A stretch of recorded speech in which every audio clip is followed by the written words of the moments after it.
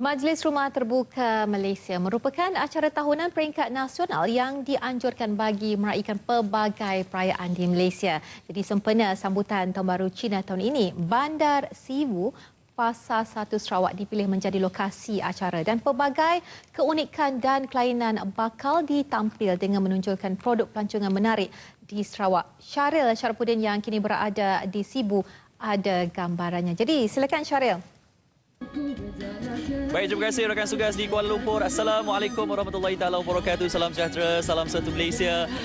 Memang setiap tahun Majlis Rumah Terbuka Malaysia sentiasa kita nantikan dan lokasi mana pun kita akan sentiasa nantikan. Dan pada kali ini untuk Majlis Rumah Terbuka Malaysia Tahun Baru Cina 2016, Sibu Sarawak dipilih sebagai lokasi acara. Jadi untuk petang ini saya tak nak buang masa, saya terus saja nak bersama dengan yang berbahagia Datuk Nurliza Rosli sebagai Ketua Pengarah JKKN. Terima kasih Datuk sudah bersama kami. Terima kasih kerana sama-sama kita berada di Sibu. Okey, memanglah inilah orangnya yang akan bercerita setiap tahun tatkala rumah terbuka diadakan. Cumanya saya nak tanya sikit, Sibu Sarawak dipilih untuk Tahun Baru Cina. Apa signifikannya Datuk?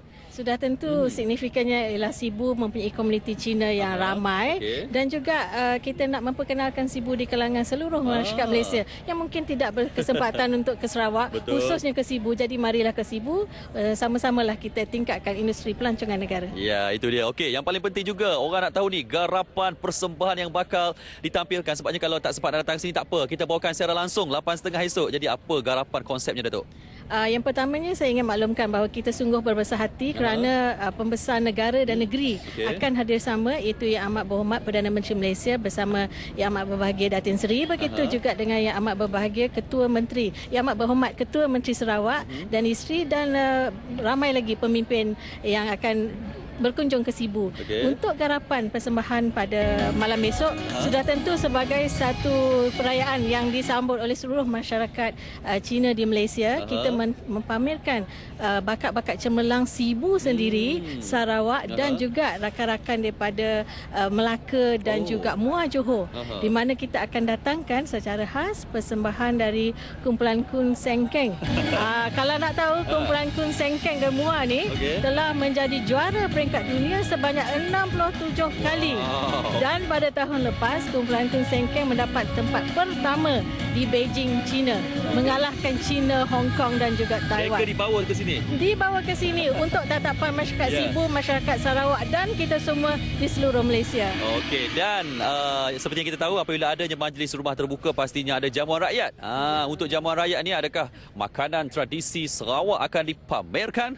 Sudah tentulah sebab kita hostnya Sarawak. Selain pada makanan tradisi Sarawak, juga makanan satu Malaysia yang akan mula diedarkan jam 7 malam. Jadi datang beramai-ramai jam 7, dapatkan makanan. Lepas tu duduk ramai-ramai, kita menyaksikan persembahan. Saya lupa nak cakap, ya, kalau daripada Sarawak, selain daripada kumpulan Kun Sengkeng daripada Muar tadi dan Dehi daripada Melaka, kita juga ada kumpulan pergendangan 24 season, 24 musim Sibu sendiri, 19 ekor singa. Sibu ni banyak singa rupanya akan berada di sini. Begitu juga bakat cemerlang Dewi daripada Sarawak yang telah mewakili Malaysia dalam pertandingan Ratu Cantik peringkat antarabangsa. Baik, Datuk, saya dimaklumkan program akan berlangsung malam, tapi petang tu kalau yang dah sampai awal ada persembahan juga petang tu. Oh, ada, sudah tentu.